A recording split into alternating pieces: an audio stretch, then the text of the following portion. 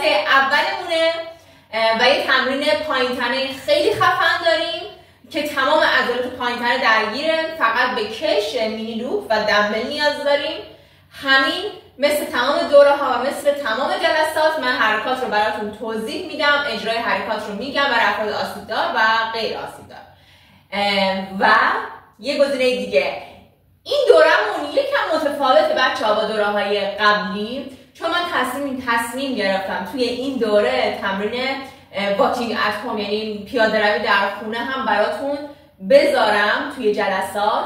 به خاطر همین این دوره‌مون فکر کنم شده 14 یا 16 جلسه، دقیق نمیدونم، تو همین هولوحوش هفته 4 جلسه میشه دیگه. میشه چقدر؟ 16. بله میشه 16 جلسه و اینکه تمرین کنید و مطمئن باشید اگه مستمر تمرین کنید نتیجه خیلی فوق‌العاده‌ای میگیرید. منم ما بین تمرینات و حرکات بازم نکات اجرای حرکت، نکات تغذیه‌ای و خیلی چیزای دیگه که مربوط به تناسب اندام هستش و تجربه‌ام علمشو دارم تا جایی که بتونم در اختیارتون میذارم. خب آماده باش، کفشاتو بپوش، بیا روی مت و بزن بریم. گرم کنیم. خب امروز پاه و باید حسای پاهامون رو گرم کنیم. بریم. برو.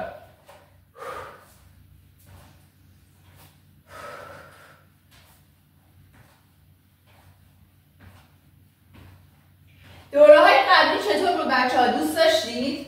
دوره مرداد، دوره تیر راضی بودید ازش؟ نتیجه مورد نظرتون رو گرفتید؟ هرچند با یک دوره و 2 دوره نمیشه دقیق گفتش که میشه نتیجه گرفت، باید تایم بیشتری رو باید بذارید برای تمرین و تغذیه‌تون که بتونید اون نتیجه دلخواه رو بگیرید.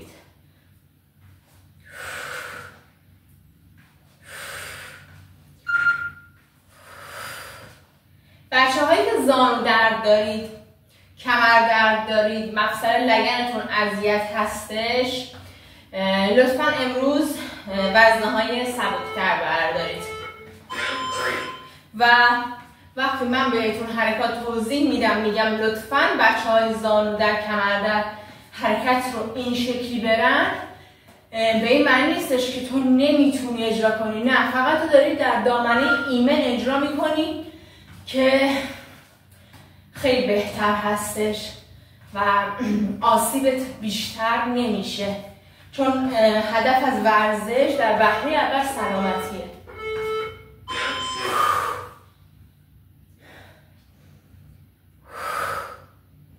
لگنت نره به سمت مخالف، فقط کمرت خم بشه به اطراف.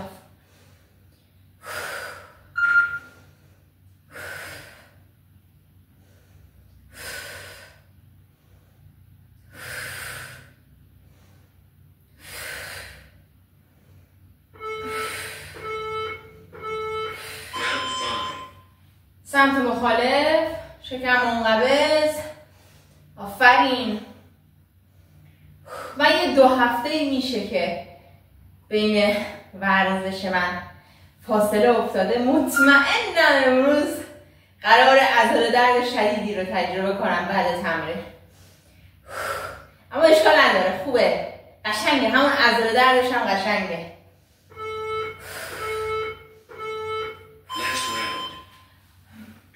پاتو بچرخون. اونایی که مفصل لگن و رانشون مشکل داره تو دامنه ایمن بچرخونن. اگه رانت رو میچرخونی بیرون داخل، بیرون داخل، اگه میچرخونی و رانت صدا میده دامنت رو کوتاه‌تر کن. نگو که درد ندارم، درست درد نداری، هیچ اشکال نداره، اما خب دامنت رو کوتاه‌تر کن بذار همون صدا هم نباشه. پای بعدی. و اگه این چرخش مفصل ران و لگن دردناک بود براتون، لطفاً سلامتیتون رو جدی بگیرید، پیش پزشک برید و دلیلش رو جویا بشه که برای چی شما باید مفصلتون موقع چرخش درد بگیره. خیلی از حرکات ورزشی با همین چرخش مفصل ران و لگن اتفاق میفته. پس برید حتما پیگیر باشید. خیلی خوب. تمام. بچه‌ها به یک کش مینی لوپ نیاز داریم با دمبل. بچه‌های زانو درد و کمر درد دمبل متوسط رو به سبک. بعضیا کمر درد هستن و سالیان سال دارن دمبل‌های سنگین‌تر بلند می‌کنن و مشکلی براشون نداره. اونا جای خود داره. افرادی که دیسکای خیلی شدید کمر دارن، زانو دردای خیلی شدید دارن، آسیبای شدید دارن که اصلا کلا واقعا وزن سنگین براشون مضر هستش، وزن رو سبک کنن اما نگران نباشن، آهسته اجرا کنن، تمپوی حرکتیشون رو آهسته اجرا کنن. تمپو چی؟ یعنی سرعت حرکت، منظورمه آهسته اجرا کردن. خب و اونجوری میتونه فشار بهشون بیاره و من توضیحات رو بازم میدم بهتون. خیلی خوب بچه‌ها، برای حرکت اول به کش و دمبل نیاز داریم. 4 ست هستش. قراره 1 دقیقه اجرا کنیم و 30 ثانیه استراحت کنیم. این از این. خب گوش بده من. بچه‌های زانو درد کش استفاده نمی‌کنن، بقیه بچه‌ها میتونن. کش رو کجا میندازید؟ بالای زانو. کش بالای زانو. دمبل میگیری تو دستت، پاتو باز میکنی، خیلی زیاد نه، به اندازه عرض شونه و یه کوچولو از عرض شونه بیشتر. پنجه پا به سمت بیرون، دمبل دستته، لگن میدی عقب، میشینی، بلند میشی. حله؟ دمبل رو بگی، باز من توضیح میدم. میشینی، بلند میشی. خب به هیچ عنوان برو تحت هیچ شرایطی زانو سمت داخل نمیاد، زانو بره به سمت پنجه، به سمت بیرون. زانو سمت جلو نمیاد، اینجوری نمیری. قرار نیست این شکلی بری، قرار لگن بره عقب. بچه‌های زانو در کمر کمتر بشینید، همینقدر. بلند شید، برید عقب، بشینید، دوباره پاشید. خب بقیه بچه‌ها کامل‌تر بشینن. برات سخته، یه نیمکت بذار پشتت، برو عقب، رو نیمکت بشین، بیا بالا. برو عقب، رو نیمکت بشین، بیا بالا. آفرین. زانو به هم نزدیک نشه، کنترل کن. زانو به سمت پنجه پا میره به سمت بیرون. آفرین. 10 seconds. پایین نفس بگیر، بالا فوت کن، استراحت. خب من ست اول دمبل 7.5 برداشتم، متوجه شدم دمبل 7.5 برای من سبکه. خب آزمون و خطا که میگن بچه‌ها همینه. شما با آزمون و خطا متوجه میشید چه وزنی براتون مناسبه. ست اول یه وزنه حدسی برمی‌داری، برو. ست اول یه وزنه حدسی برمی‌داری و میفهمی که به تو فشار میاد یا نه. فشار اومد، خب عالیه. اجرای حرکتت نباید اشتباه بشه. خب فشار اومدن تا حدی، نباید اجرای حرکت اشتباه بشه، نباید گودی کمرت اذیت شه. بچه تو اسکوات دیدم بر خیلیا لگن اینجوری میدن عقب، گودی کمره و بعد دوباره با لگن میرن بالا. اصلا نباید اینطور باشه. لگن رو بده عقب، سرت رو به پایین، پایین رو نگاه کن و بیا بالا. به هیچ عنوان به کمرت گود نمیشه، اونجوری گودی کمر اذیت میشه. بارها دیدم تو باشگاه بچه‌ها وقتی اسکوات میزنن از پهلو به آینه نگاه میکنن. نکن این کارو، اصلا این کار انجام نده. اونجوری باعث میشه گودی کمرت بیشتر شه. استراحت. ست سوم. متوجه شدید؟ بچه‌های زانو دست کش نندازید. کش باعث میشه زانوتون بیاد سمت داخل، اذیت بشید. بچه‌های کش میندازید حواستون باشه زانو سمت داخل نیاد. زانو به سمت پنجه، به سمت بیرون بره. کف پا باید محکم رو زمین باشه. اصلا نباید بیاد رو پاشنه، رو پنجه یا از هم جدا شه. کف پا محکم رو زمین نگه دار. برو. خب پس اینطور دم، بازدم، دم، بازدم، دم، بازدم. آفرین. درست اجرا کن. آهسته. گودی کمرتون نگه دار. نذار بیش از حد گود بشه. خب گاهی اوقات میخوای لگنتو خیلی بدی عقب و اول از همه میای گودی کمر برای خودت ایجاد میکنی. آفرین. همینطور که پاهات خم میشه میای پایین، پاهات باز شه بیا بالا. اینجوری نباشه که وقتی میای پایین با گودی کمر بیای بالا. استراحت. اینا کشی دارم میگم وقتی میای پایین اینجوری نباشه که اینجوری بیای بالا. با پا میری پایین، با پا میای بالا، با پا میری پایین، با پا میای بالا. گودی کمر استفاده نمی‌کنی، اینجوری نمی‌کنی، اینجوری نمی‌کنی. سه تا آخره. خوب گوش بده. 1 دقیقه میریم بعد وزنه رو میندازیم و تو بعد 10 تکرار اینو میریم. برو.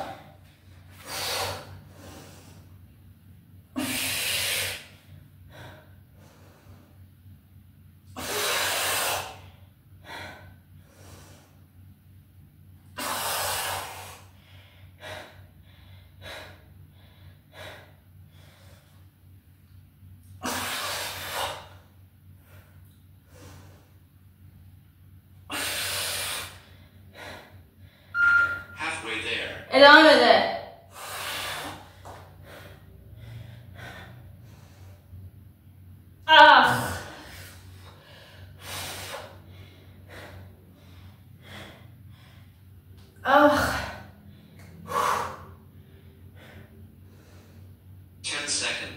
ده ثانیه دیگه.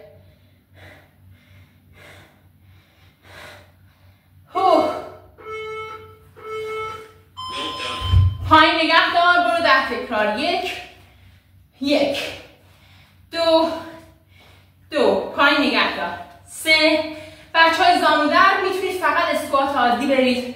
3 4 بچهای زانو در میتونید این حرکت رو ندید. 5 فقط اسکوات عادی. 6 اونم کمتر بشینید. 6 7 8 9 10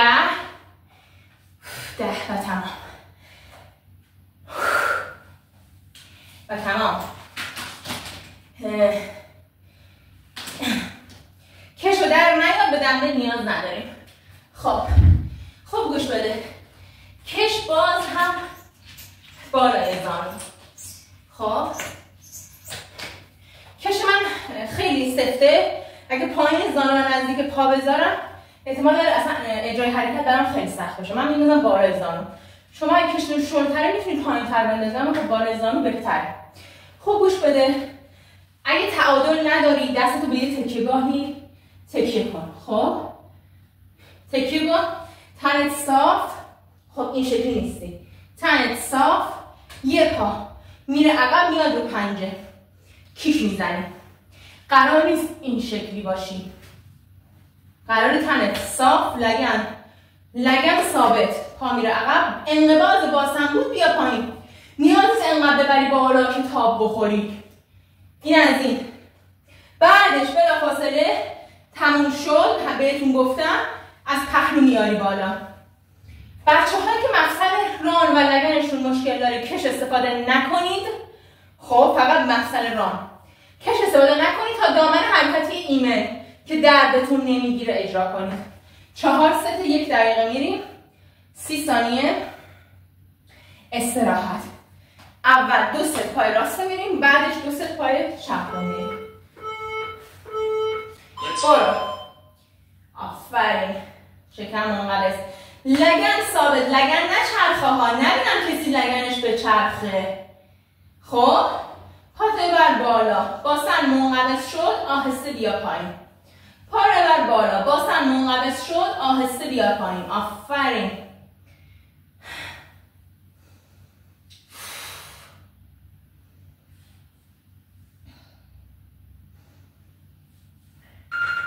Halfway there. برو حالا از پهلو. تن صاف. آفرین. احسنت.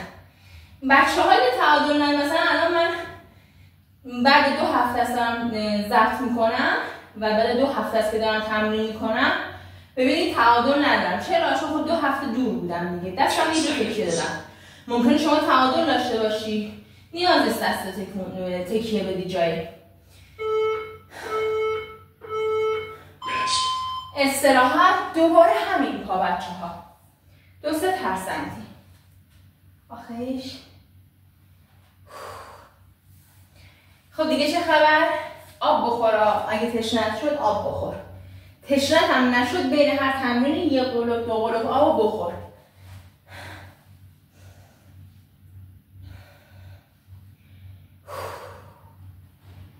حرکت اول خیلی بد بود. برای من بد بود. برو دوباره همون پا.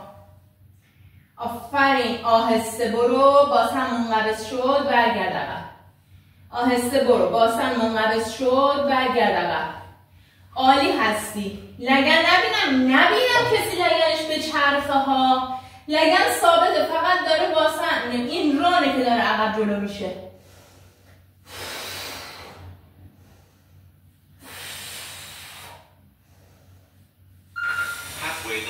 برو از پهلو.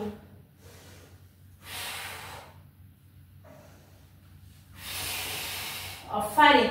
ببر بالا. مکس کن. آهسته بیار پایین. نذار قدرت کش پاتو جمع کنه. خب مقاومت کن در برابر قدرت کش. آفرین. ادامه بده. عالی هستی. استراحت. میریم پای بردیم. من یه جا دستم دارم باید گردون بگیرم. آی به آخ من نگاه نکنید. من 2 هفته از تمرین نداشتم. حتی براتون سوالی که چرا من یه دستم لاک داره یه دستم لاک نداره. الان میخوام حرکت اجرا کنیم براتون ماجراش رو تعریف میکنم.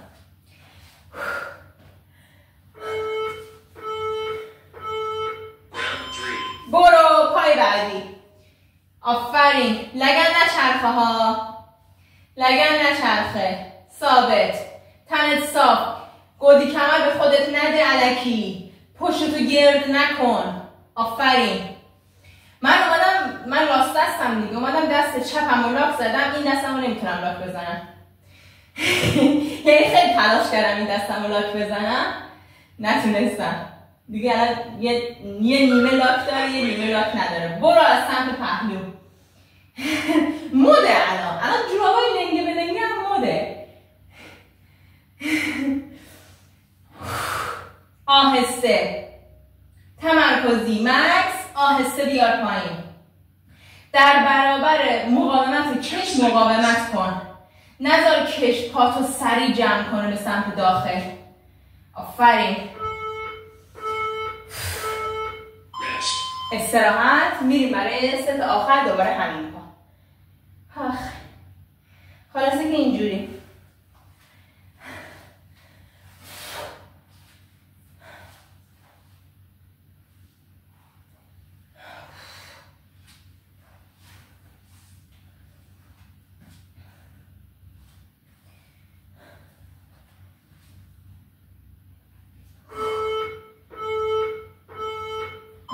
برو. مکس. آهسته برگرد. مکس. آهسته برگرد. آفرین.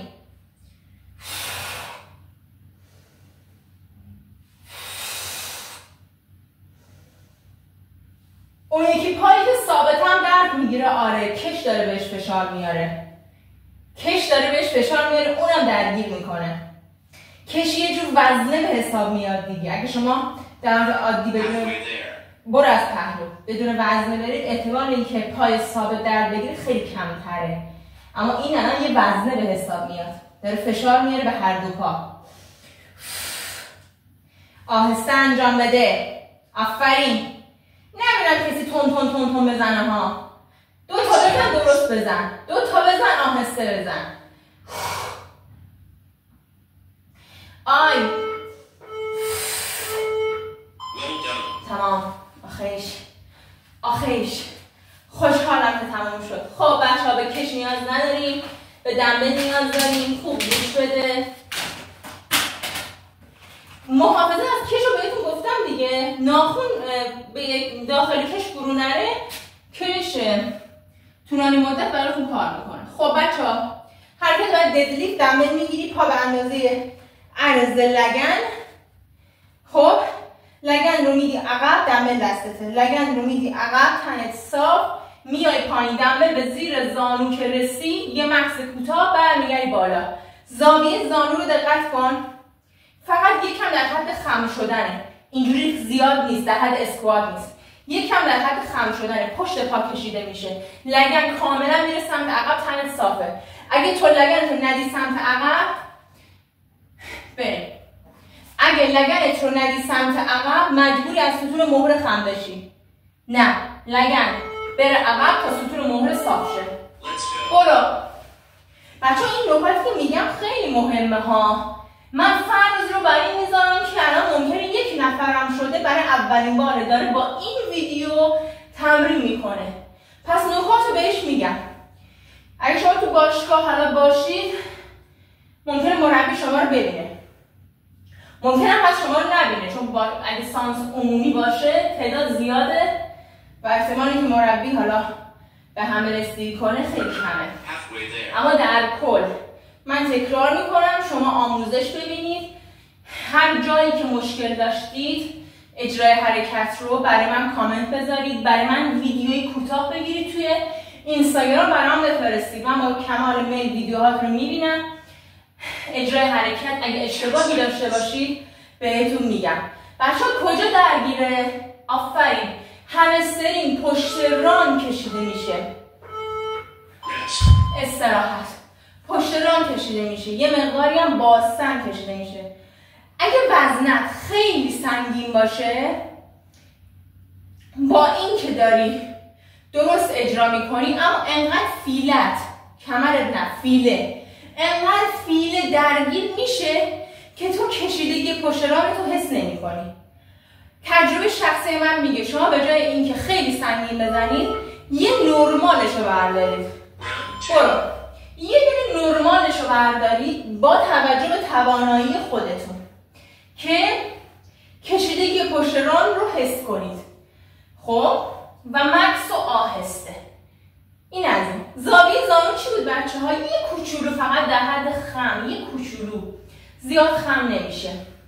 لگنت اول از همه لگن میره عقب و تن خودش خود به خود میاد سمت پایین. ستون مهره ها صافه. کجا رو نگاه میکنی؟ زمین رو. آفرین، منو نگاه نکن، من همون موقع توضیح دادم نگاه کن. حرکت برای جا افتاد، زمین رو نگاه کن. به رو به صفحه تلویزیون، موبایل، کامپیوتر اینا نه، خیره نشو، به آینه خیره نشو. خیلی ها تو باشگاه میبینم که دائما توی آینه حرکتشون رو چک میکنن. بچه‌ها حرکات اسکوات، حرکات ددلیفت، استراحت.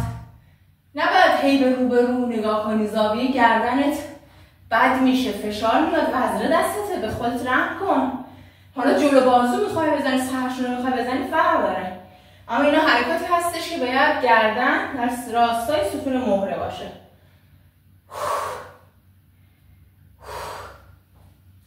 بریم ست سوم. ببینم من یه دونه 12 برداشتم. خب برو. اگه من 2 تا 12 برمی داشتم، با توجه به قدرت بدنی خودم دارم الان براتون مثال میزنم، فیل کمرم درد میگرفت و به هیچ عنوان کشیدگی پشت ران رو حس نمی‌کردم. یه دونه 15 کیلو اگه داشتم، خب اون خیلی باز فشارش برای من بهتر میشد و برام بهتر بود که ندارم دیگه الان وزن رو. چون ندارم میام پایین، مکس 3 ثانیه‌ای میکنم، آهسته برمیگردم بالا. آقا وزن سنگین نداری، اشکال نداره، یه مکس کوتاه، آهسته برگرد بالا.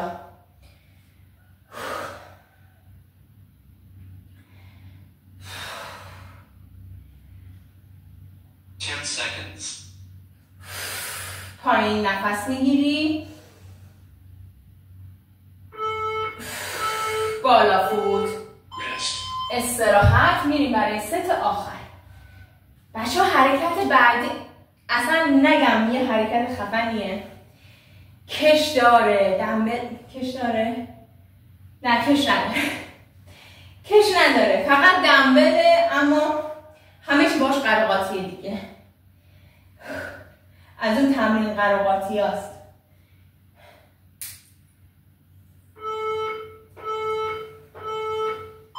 برو ست آخر. آفرین.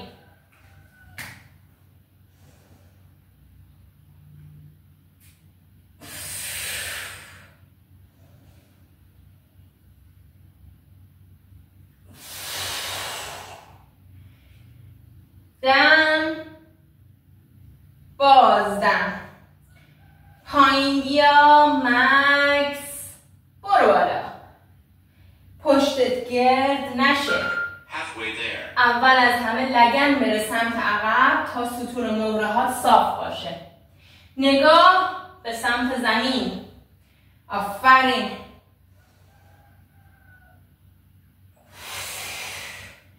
بچه‌های کمردرد که دیگه گفتن نداره دیگه، من خیلی زیاد گفتم. باید وزنهاتون سبک‌تر باشه که بتونید اجرا کنید. به فیل کمرتون فشار نیاد. و تمام. خب بچه‌ها دو تا دمبل خیلی کوچولوتر، من دمبل کوچولو 5. خب اینجا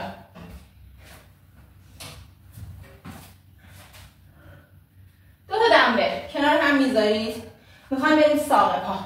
دمبل نداشتی 2 تا کتابی که یکم ارتفاع داره کنار هم بذار، 2 تا دفتر کنار هم بذار. خب اگه مشکل زانو داری، مشکل مچ پا و زانو داری، بدون دمبل زیر پات نباشه. به هیچ عنوان دمبل زیر پا نباشه. اگه مشکل نداری اشکال نداره. خب اول این ساق پا. اگه تعادل نداری یه جایی رو بگیر. خب میریم ساق میزنیم. خب پنجه روی دمبل، پاشنه میاد بالا. بعد از 30 ثانیه چیکار میکنی؟ پاشنه رو میذاری روی دمبل، وزنه رو دستت میگیری، میریم اسکوات.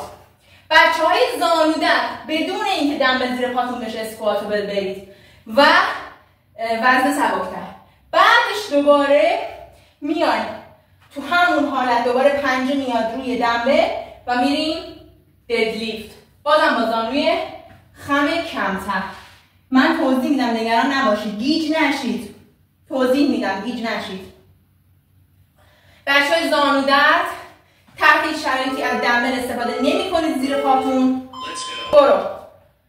بچه‌های مچ درد پا هم همینطور از دمبل زیر پاتون استفاده نمی کنید.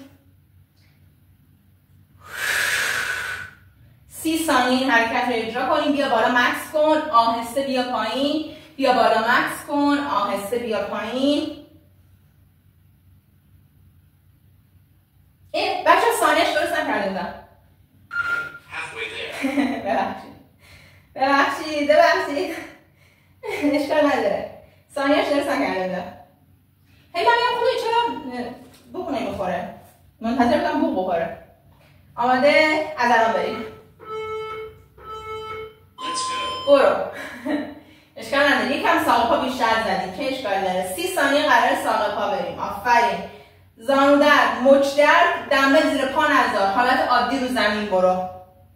قشنگی بالا مکس. آهسته بیا پایین. اگه تاپ میخوره بدن تعادل نداری چیز کن، به یه جا دست تکیه بده.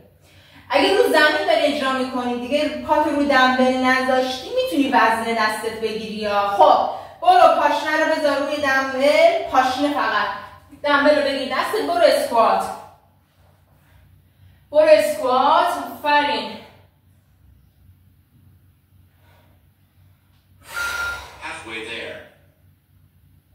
برو. آفرین. بچه‌های زانو درد و کمر درد پا روی دمبل نیستا، کمتر بشینید، وزن سبکتر بردارید. خوبه. حالا پنجه پنجه میاد روی دمبل، میری ددلیفت. آفرین، کشیدگی بیشتره تو این حالت. پنجه رو دمبل، میری ددلیفت. آفرین.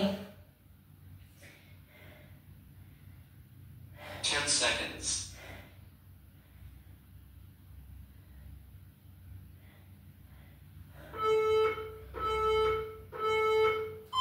استراحت. پس متوجه شدید بچه ها چی شد جریان؟ اول پنجه این روه، میری ساق، بعد دوباره میای پاشنه رو میذاری میری اسکوات، دوباره میای پنجه رو میذاری میری ددلیفت.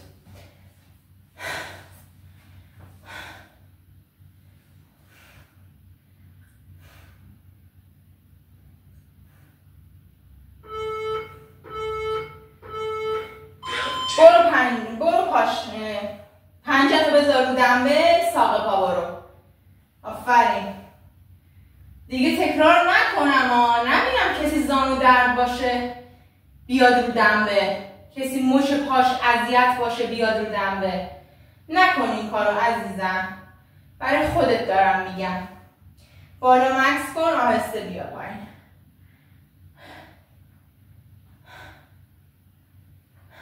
خوبه پاشنه رو بذار رو دمبل، برو اسکوات.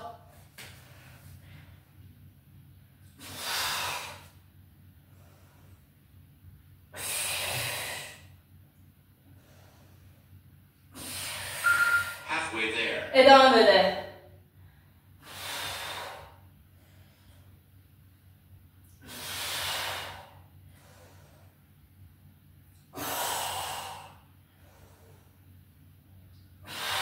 خوبه پاشنه، پنجه رو بذار روی دمبل، برو ددلیفت.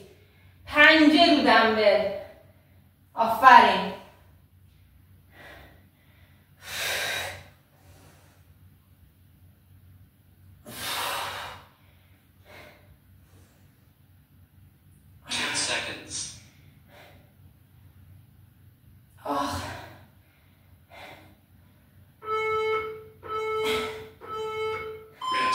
استراحت. ست سوم. پنجه پاشنه پنجه. قاطی نکنی. پنجه میذاری ساق میری، پاشنه میذاری اسکوات میری، پنجه میذاری ددلیفت میری. پنجه پاشنه پنجه.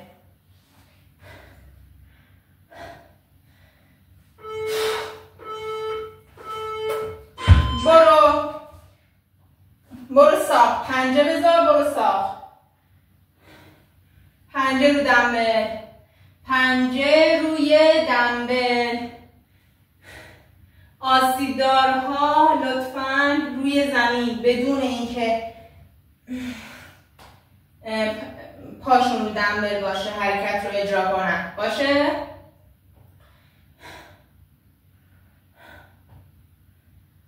پاشنه برو اسکوات،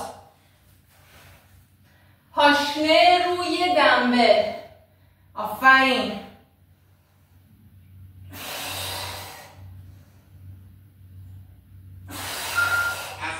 زانو دردا، مچ پا دردا رو دمبل نمیای اینا، کف پا رو زمینه. ادامه بده.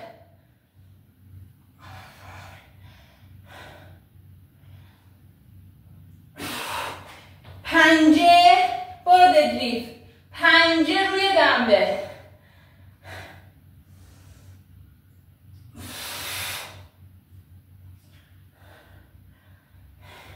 پشتت گرد نشه. آفرین. قشنگ کشیدگی رو پشت پات حس کن.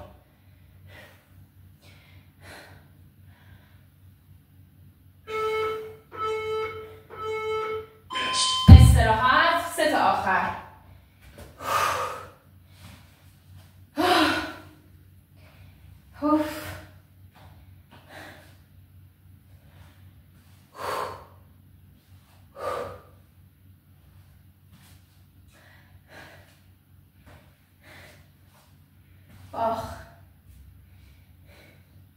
همزمان عضلاتتون هم درگیره ها، چون هی دارید از این ور به اون ور میشید. برو. پنجه روی روی دمبل، برو ساق پا. آفرین، بالا یه مکس کن. آفرین.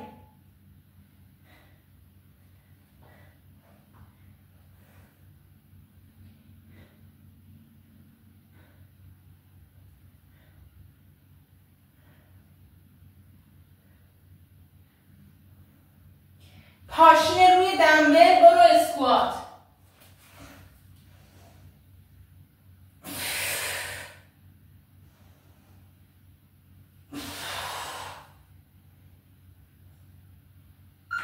Halfway there.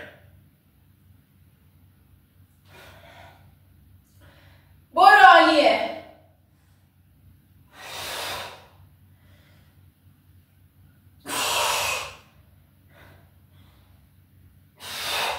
پنجه روی دمبل، برو ددلیفت.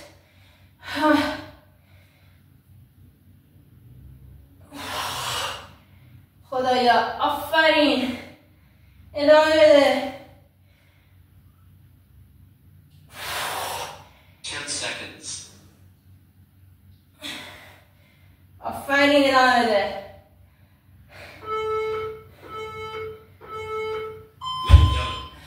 Well done. تمام. بچه ها حرکت بعدی فقط کش. دمبل رو بذار کنار، فقط کش. خب تایمشو درست کنم. کش رو میندازیم دور مچ پا. بچه‌هایی که زانوهاشون خیلی اذیته، کش نندازید، بدون کش. گوش بده. یک کپاتو میاری جلو، پوینت میکنی. بچه‌ها یکم بیارم بالاتر بتونم توضیح بدم. بچه‌ها این پوینته، این فلکسه، این پوینته، این فلکسه. خب پاتو میاری جلو، پوینت میکنی، روتیشن میکنی به سمت بیرون. داخل پات به سمت بیرون باشه. میای به سمت روبرو پالس میزنی.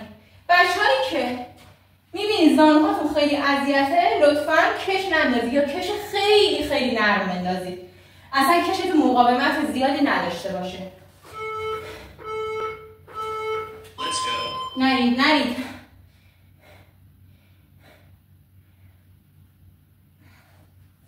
بدون استراحته. از این پا به اون پا.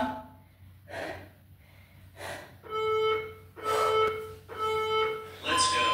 برو. میبینید من کامل. ببینید داخل ران به سمت روبرو پالس میزنه. آفرین. پنجم سمت بیرونه ها. احسنت. کجا درگیره؟ از وسط ران درگیره تا داخل ران. آفرین، داخل ران خیلی درگیره. ادامه بده. عالی هستی. شکمتو منقلض نگه دار. ناف داخل. ضربه های الکی نزن. آها، با تمرکز. درست. 10 seconds. عالی. عالی. میبینمت من میبینمت. درست داری میبینی. Round 2. برو سری پای بعدی. شکم منقبض.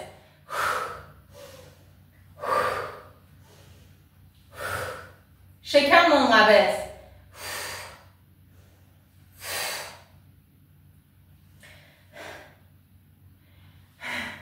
عالی. آفرین. تاب نخور. اگه تاب میخوری دست اینجا تکیه بده. شکمت شل نشه. ناخو بده داخل. Halfway there. ادامه بده. الان ممکنه بعضیاتون بگید که بهری جون شکممون چربی داره، حس نمی‌کنی. اگه نمیتونی ناخودو بده داخل، حس نمی‌کنی، احساس کن دستشویی بزرگ داری. خب فکر کن دستشویی شماره 2 داری، میخوای اونو نگه داری. اونجوری ناخواسته شکمت هم منقبض میشه. ادامه بده. Round 3. برو پای بعدی.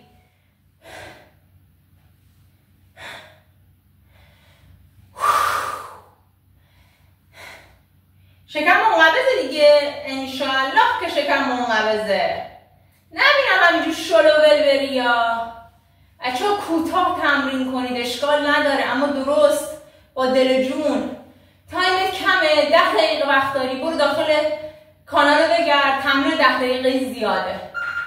تایم داری، 1 ساعت تایم داری، میخوای تمرین کنی، همین تمرینات دوره تا 1 ساعت تایمش طول میکشه. عالیه، همین رو انجام بده. 20 دقیقه وقت داری، 1 رو وقت داری، برو داخل کانال بگرد، تمرینات اینجوری زیاده. آقا دوست داری بیشتر تمرین کنی؟ آخه بعضیامون اینجوریم، مثلا مهمونی دعوتیم، یه برش کیک میخوریم، بعد پای بعد خودمون رو فرداییش با ورزش خفه میکنیم. این درست نیست، اصلا درست نیستش. با یه روز کیک خوردن چاق نمیشی، با پشت سر هم کیک خوردن چاق میشی، شکمت منقبض. اما خب برفرض از اون مدل آدمایی هستی که امروز ناپرهیزی کردی، میخوای خودتو با ورزش خفه کنی که جبران کنی، بیا یکی از این تمرینات دوره رو انجام بده. برو 20 دقیقه یه رو یکی دیگه تمرینات پیج و کانال و یا پیاده روی ها در خانه‌ای که براتون گذاشتم، یکی از اینا رو انجام بدید. پیشنهاد نمی‌کنم بیشتر از 1 ساعت در روز ورزش کنید، اما ممکنه که دوست داشته باشید. دوست داریدش اشکالی نداره. خودم به شخصه از جمله آدمایی هستم که به خاطر شغلم گاهی اوقات در روز 3 ساعت ورزش رو هم دارم و چاره ای نیست. آی و تمام، استراحت. بریم برای حرکت آخر. بچه‌ها گوش بدید، من گوش بدید.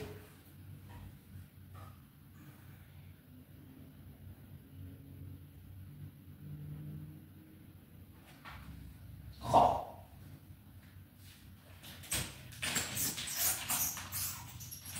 کش رو بنداز زیر زانو دردا کش نیاز ندارید.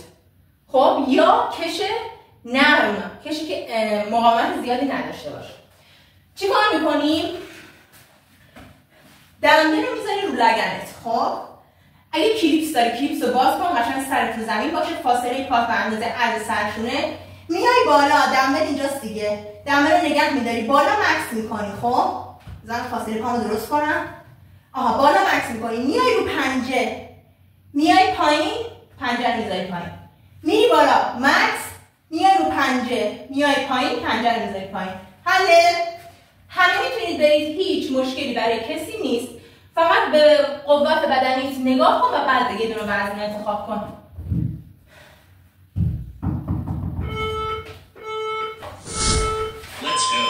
برو، بیا بالا، برو رو پنجه، بیا پایین، بیا پاتو بذار پایین، برو بالا، بیا رو پنجه، بیا پایین، بیا رو پاشنه، برو بالا، بیا رو پنجه، بیا پایین، بیا رو پاشنه. حالا دم آوازم.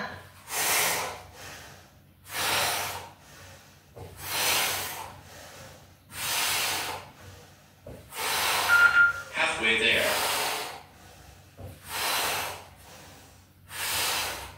بازار شدیم. برو بالا، فوت، پنجه بیاد بالا، نفس، بیا بالا، فوت، پنجه بیاد پایین، نفس، برو بالا، فوت، پنجه بیاد بالا، نفس، بیا پایین، فوت، پنجه بیاد پایین، نفس.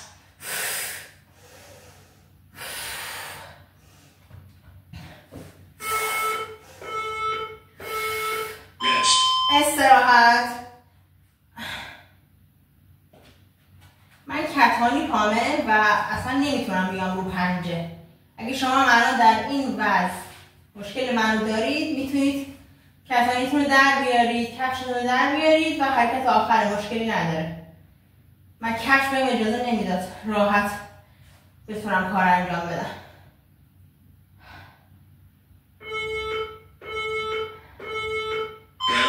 برو.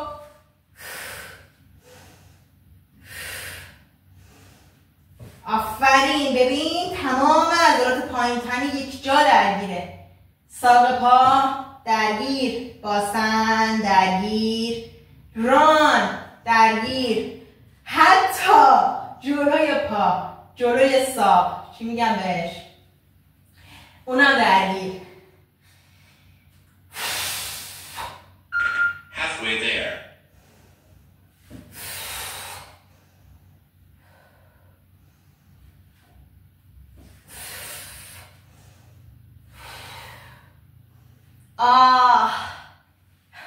فشار داره خیلی میدونم. برو ادامه بده. 10 seconds.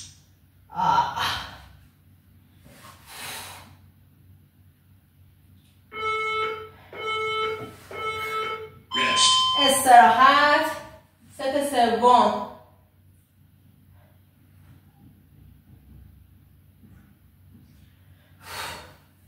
عرقم رفت تو چشم. آخ سوختم.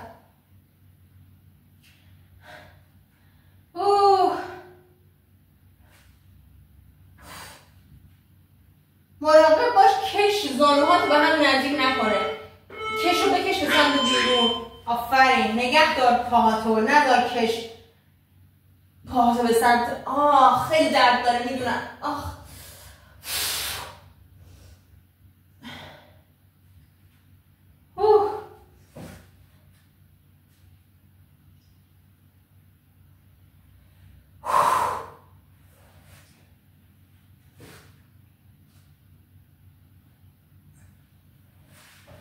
هرچی پاهات از هم دیگه، هر چقدر پاهات از لگنت دورتر بشه اجرا یکم سخت‌تر میشه ها. خب پاتو به لگنت نزدیکتر نگه دار. ادامه بده. 10 seconds. 10 ثانیه.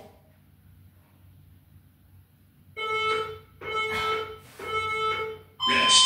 استراحت. بچه فکر کنم ست آخره. ایشالله که همینه. آره دیگه 4 ست بود دیگه. الان 3 ست رفتیم فکر کنم. و کلا حرکت آخرمونم هستش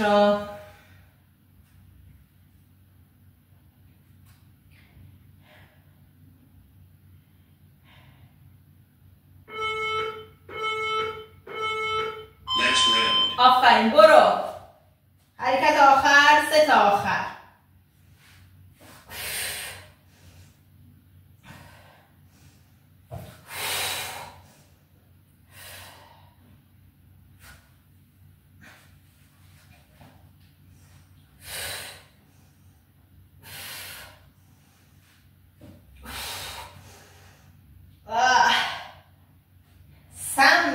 سم. Halfway there. برو ادامه بده. 30 ثانیه دیگه. 25 20 15 ثانیه دیگه. 10 seconds. 10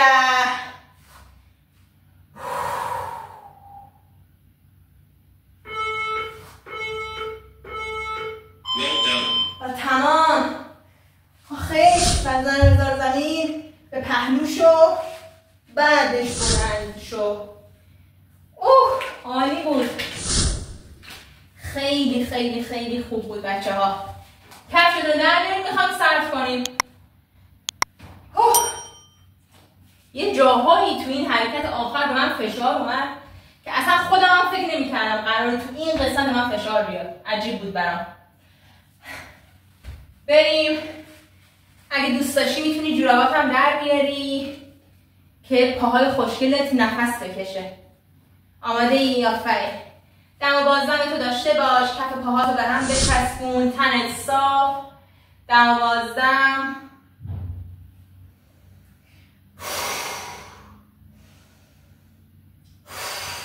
خیلی عالی بودی. آفرین. به خودت افتخار کن که امروز با تنبلی مبارزه کردی و امروز هم تونستی ورزش کنی. آفرین. به پهلو بچرخ.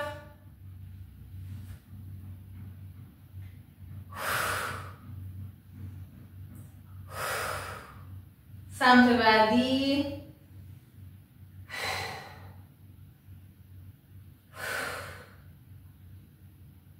عالی. خودتو بکش سمت جلو تا جایی که میتونی. اگه تو این حالت برات سخته پاهاتو باز کن این شکلی. خب اگه برات سخته.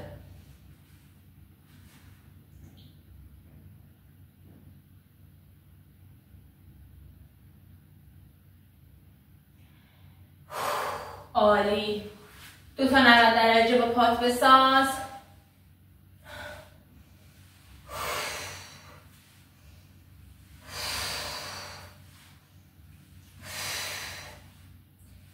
پاتو بذار، اون یکی پات هم بذار به این سمت. خم شو. دمبل خورد به دماغم. در شروع تا دورو برای من. آفرین. بیا سمت جلو. 2 تا پات زاویه 90 درجه داشته باشه. دم و بازدم. برگرد به مرکز. 2 تا پا 90 درجه. دوباره برگرد. برو سمت جلو.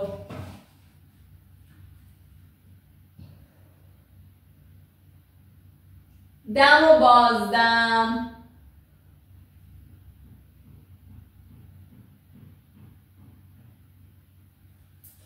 برگرد مرکز. آفرین.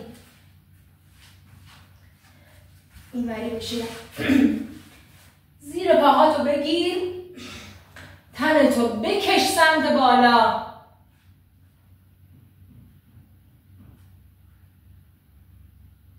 بکش بکش بکش. آفرین. بکش خودتو سمت بالا.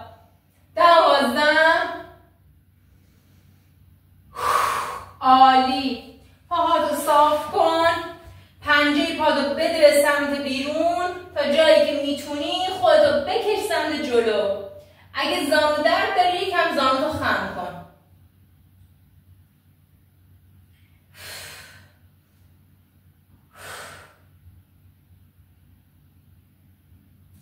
آفرین. پنجه پاتو فلکس کن. فلکس فلکس فلکس فلکس. قشنگ تا جایی که میتونی. دست عقب. آفرین. سیر بالا. آها. دم و بازدم. عالی بود. خیلی خوب بودی یا فوق‌العاده بودی. بهت افتخار میکنم. خودت هم به خود افتخار کن که با تنبلی مبارزه کردی اومدی ورزش کردی. جلسه بعد یه تمرین خفن جدید دیگه داریم. از دستش نده. ویدیو رو شیر کن واسه دوستات. واسه اونایی که دوست دارن تو خونه تمرین کنن اما نمیدونن چه حرکاتی انجام بدن بیان به گروه ما اضافه شن با ما تمرین کنن. خیلی دوست دارم. تا جلسه بعد و یه تمرین خفن دیگه که یکی 2 روز دیگه میشه. شاید فردا باشه نمیدونم. اون زنگونه رو روشن کنی بهت میگه که من کی برات تمرین گذاشتم. زود متوجه میشی.